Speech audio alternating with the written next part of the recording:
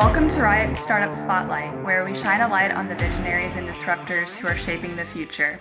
I'm Jen Morgan, and today we bring you an exclusive interview with Rhonda Jean, founder and CEO of Nearby. Hi, Rhonda. To begin, can you tell us a little bit about your company? So basically, Nearby connects communities. And I do that by building out the world's first local discovery platform for rural America. And basically, that means you're sitting at home and you want to know what to do nearby. You pull up your location on our platform, and we show you nearby businesses, services, parks, trails, events, youth activities, volunteer opportunities, and jobs by distance. That's really interesting. Could you tell me a little bit more about what previous experiences influenced your role today? Like, what's your background? How did you get here? So my background's a little interesting. I started out as a women's professional football player, fractured my neck.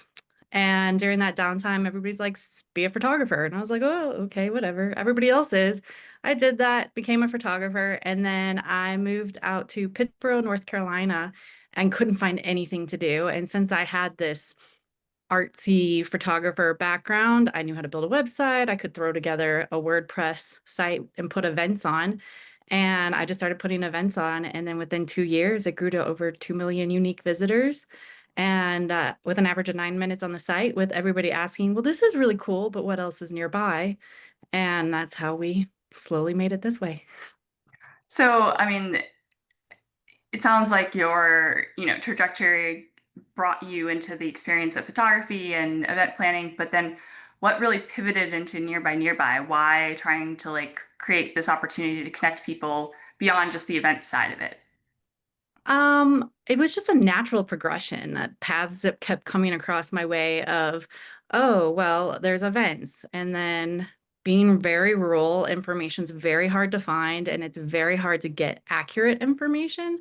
Even just showing up the right place. Like we would want to go to a park and we put the address in, and because all platforms currently are made for urban based, they drop that pin, that location pin right in the middle of a location, which works for urban areas because they're like small buildings, where in rural America, we're usually acres.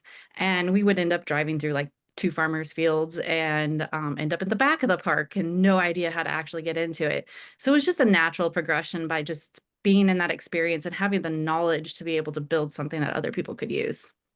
Yeah, I know from experience that it is really hard to get Google Maps to change where they drop that pin on your building and be able to tell you like what's the front door to a place versus the back door, and it's super annoying. Yes, it's very annoying and it's difficult. And then so our platform also is naturally shifted to disaster response and recovery with Hurricane Helene, because again, you have to have accurate information and connections within those communities to know where help's needed and where to go. So it's very difficult to change information on Google. It's very difficult after Google has it bad, everybody else scrapes it or gets their little APIs and puts it on the, it's just hard to find when you can't update or do what you need to do correctly. Yeah, could you talk a little bit more about the like inspiration of this pivot into moving to Pittsburgh and being in rural America and wanting to create that connection? Like, really, what else behind that? Tell me more about that inspiration. There really wasn't an inspiration. I was just like, whatever. Like it was just one of those things that I never in my life imagined not being a photographer and videographer. I always naturally connected people through like what I did. But just by living in an area that was super off the grid per se digitally, that's what inspired me because I had that knowledge. I'd experienced it living in urban areas, growing up for a little bit. I've always lived rural except for a few years in my adult life and then went back rural. But that was really the inspiration, is just the fact that I love connecting people. I love sharing people with things that I experienced, and there was no thought process that this was going to be or do anything. It was just something I did. Until people just started coming around and they're like, this is amazing. I want to be a part of this. And businesses were begging to be on our platform. It never occurred to me I could sell listings and put it and people would buy it to be on our web. Like it just was not in my frame.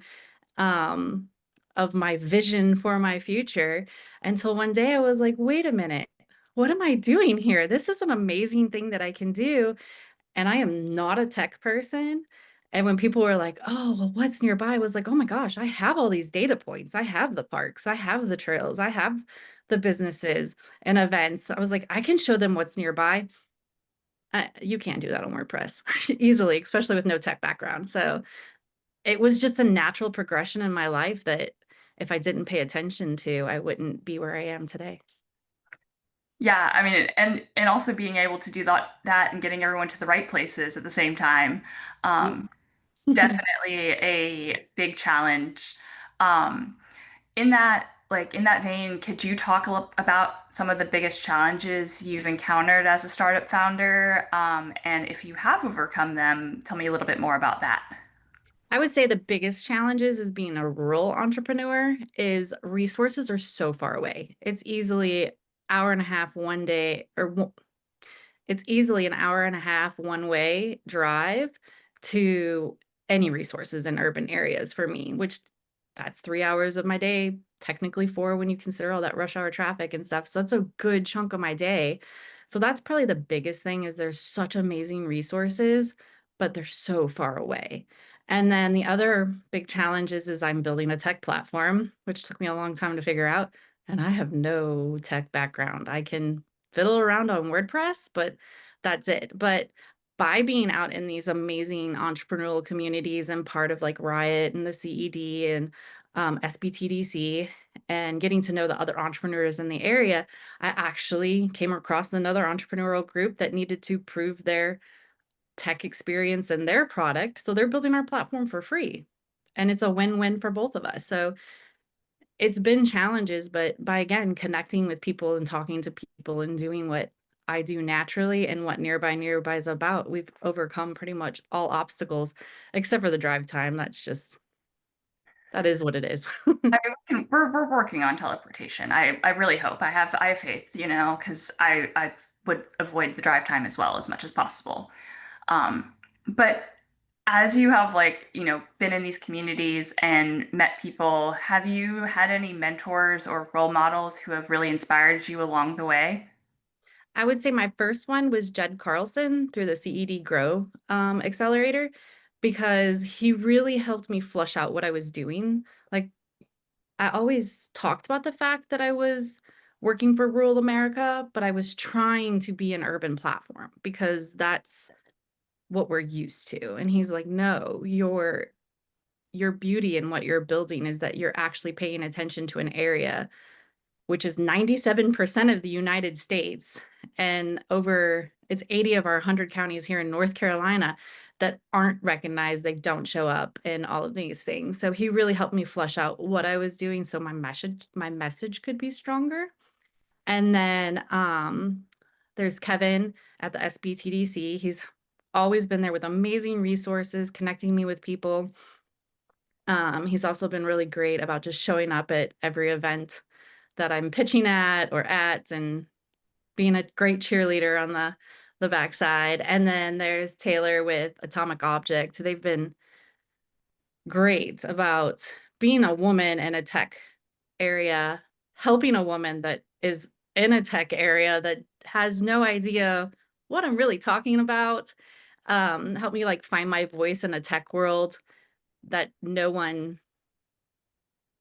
it's really hard. That's all I have to say. It's very hard when you're in the tech world and you don't speak tech to really help people on the tech side understand what you're doing. And then also understanding what we're doing on the tech side, and then me translating it into other people being able to understand what we say. Because like proximity based location, people look at me like, what? So I would say those are the big main three. Yeah, I mean those are some really great mentors who have helped you both really in your the technology development side of things, but also in your business development.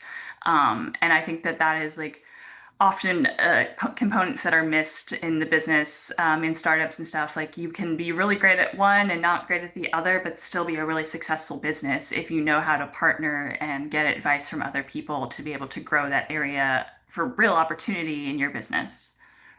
Yes, very true. And I recommend every entrepreneur to really find your local area and just start showing up. And it's amazing the things that you can accomplish. Well, that pivots nicely into our last question is what advice would you give to aspiring entrepreneurs or startup founders as they start this journey or thinking about starting this journey based on your experience and lessons learned?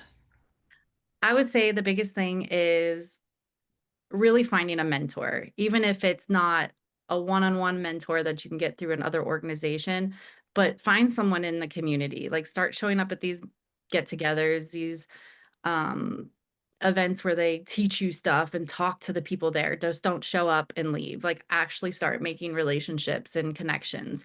And you'd be amazed the resources in places, even if they're health field, they've been where you're at in some way, shape, or form and can connect you. And it's pretty amazing. So just show up and keep moving on and work on that MVP. It is very easy to get stuck on that like big idea.